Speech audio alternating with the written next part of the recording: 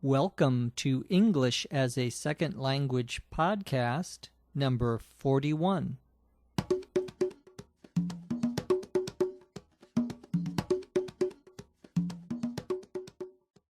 You're listening to English as a Second Language podcast, number 41. My name is Dr. Jeff McQuillan from the Center for Educational Development in Los Angeles, California.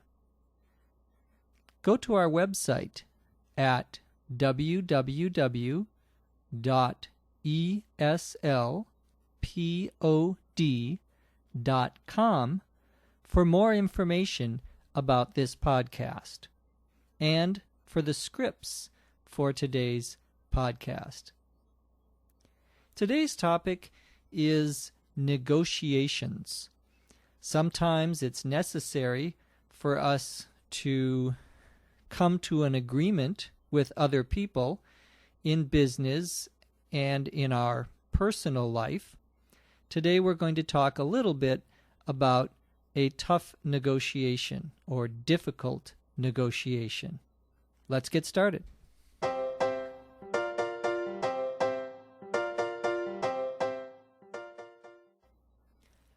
I'm not what you would call the world's best negotiator, but sometimes it's necessary to engage in a tough negotiation. Take, for instance, the time I had to renew the lease on my apartment. This was back in college when I was renting a small studio in the Miracle Mile area of Los Angeles. When my lease was up, the landlord and I sat down to hammer out the terms of a new lease. "I'll tell you what I'm going to do," he said. "I'm going to give you a break on rent if you sign a 2-year lease instead of just a 1-year lease." "Well," I said, "I don't know. What sort of break are we talking about here?" "I'll give you a 5% rent increase instead of a 10% increase in exchange for you signing a 2-year lease. It's a win-win situation. You get a cut in rent, and I get the security of a 2-year lease." At this point, I decided to make a counter-proposal. "How about this?" I said. "You give me a 1-year lease with a 6% increase." "No, I can't make that sort of deal," he said. "But here's what I can do, and it's my final offer. I'll pay for your electricity for the first 6 months of the lease, along with the other terms I mentioned before." "You drive a hard bargain." "Okay, it's a deal," I said. I guess I could have tried to bargain him down a bit more, but I was happy with our agreement. Now all I had to do was sign on the dotted line.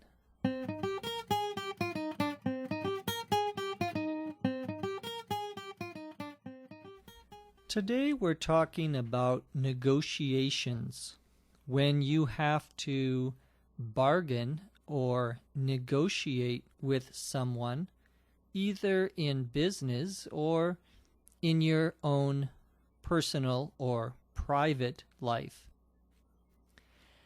I started by saying that I'm not what you would call the world's best negotiator.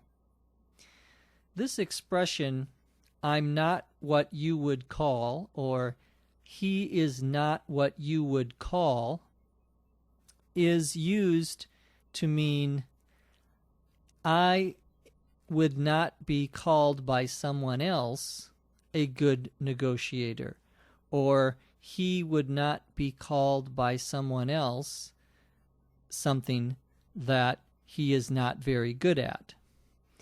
We often use it as a sort of way to be humble, to not to brag or to boast about yourself. Or you can use it to say that this person is not very good at something. If someone is a terrible singer, you could say, he's not what you would call the world's best singer. I said that I had to engage or take part in a tough negotiation. A tough negotiation is a difficult negotiation, one that causes you problems. I said I had to renew the lease on my apartment. To renew something, usually a lease or other agreement, means to extend it, to make it go longer. So when you have an agreement or a contract and you renew it, you're committing to a longer period of time. For an apartment in the United States, typically you sign a 1-year lease, and you are committed to 1 year, and after that you can renew your lease. A lease, of course, is a rental agreement. It's what we call the contract or agreement to rent an apartment or some other building. You can also use the term lease for a car. If you're leasing a car, you're just paying rent on the car.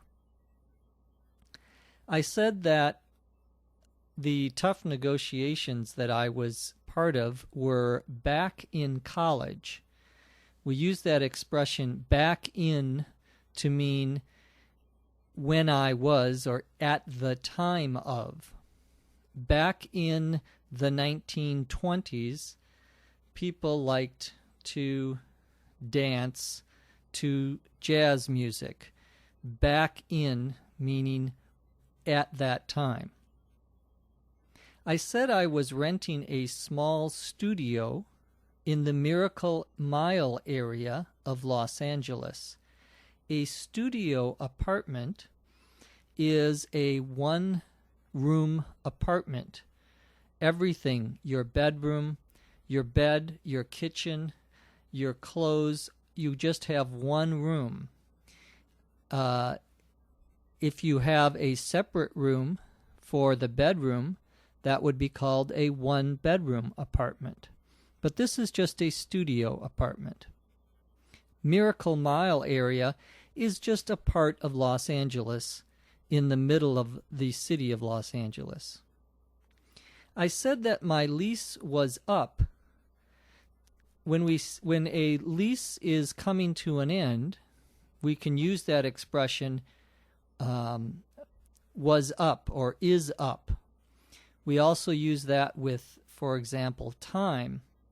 Time is up means there's no more time. If you have students who are taking an exam and the teacher says time is up, he means or she means stop working on your exam, the time is over. A landlord is someone who owns a building and rents part of the building to someone else. I said I was sitting down with my landlord to hammer out the terms of a new lease.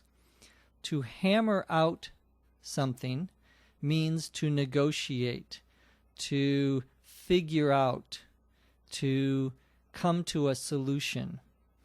Terms in a negotiation, the terms are the specific points that you are negotiating about.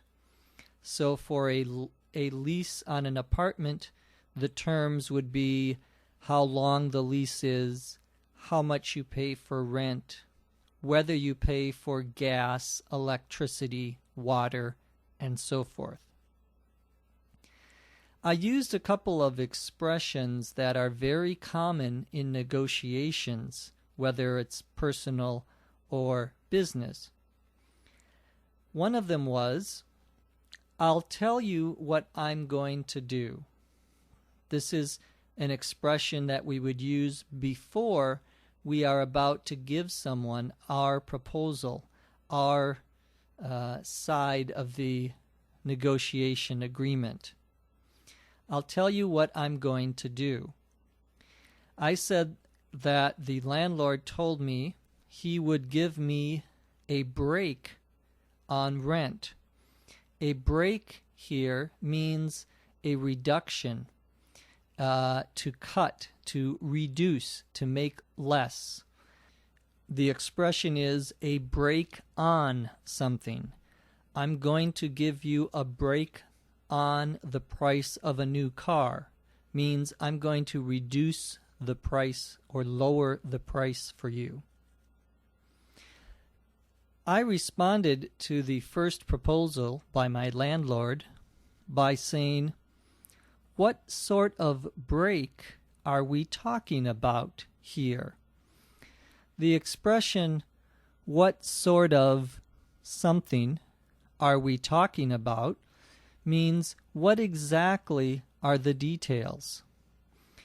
My friend wants to go on a trip, for example, and he wants to go camping in a tent out in the middle of the desert.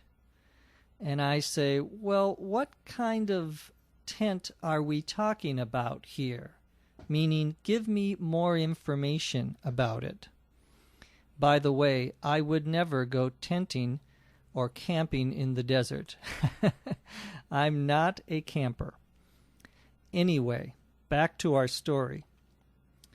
I said that the landlord proposed giving me a break on rent in exchange for me signing a 2-year lease. In exchange for is a common negotiating term. You give me something, I give you something. It's an exchange. We give each other something of value.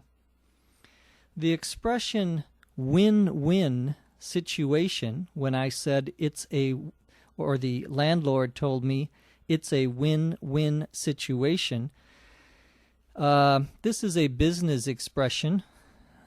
Win-win means you win and I win. We both benefit from the negotiation. The landlord said I would get a cut in rent. A cut in rent is the same as a break in rent. Now, I wasn't happy with the landlord's first proposal, so I made a counter proposal. A counter proposal means after someone proposes, you return with your own ideas. We even use that word counter as a verb. He countered my proposal with another proposal. Counter offer is the same as counter proposal. I said in my counter proposal, I introduced it by saying, "How about this?" And then I gave him my idea. That expression, "how about this?" is used before we are about to give someone our side of a negotiation or our ideas about how the contract or the negotiation should be. You can also use this expression when you're trying to come to an agreement with someone about what to do. For example, on the weekend, you could say, you want to go to the movies, I want to go to the beach. How about this?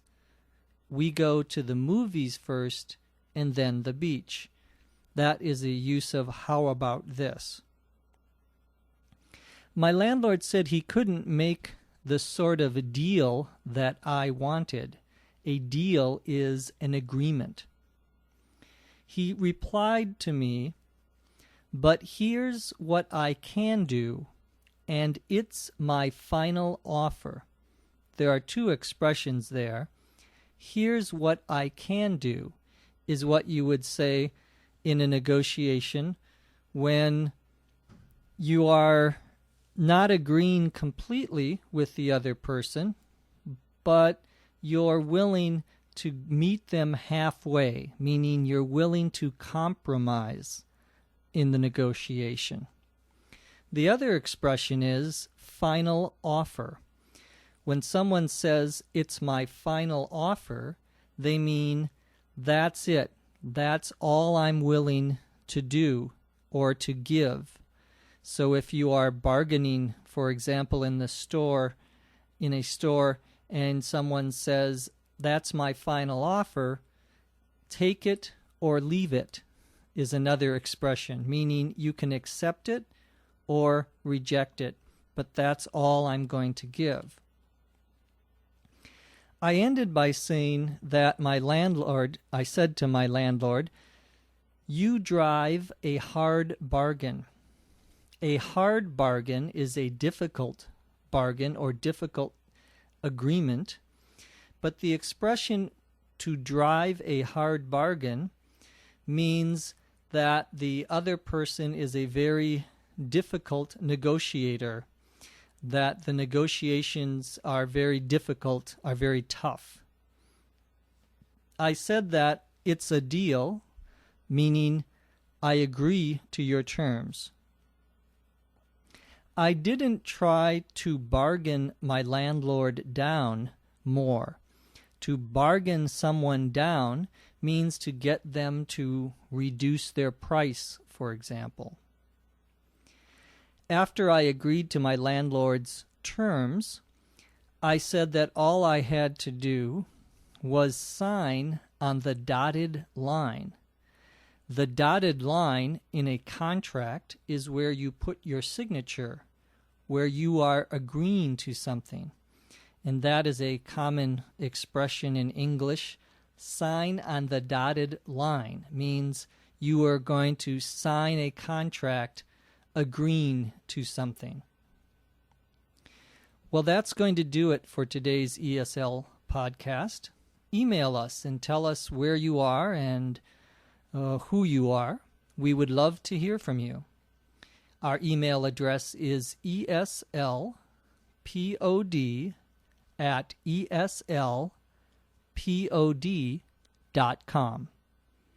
I'm Jeff McQuillan from Los Angeles, California. We'll see you next time on ESL Podcast. ESL Podcast is produced by the Center for Educational Development in Los Angeles, California. This podcast is copyright 2005.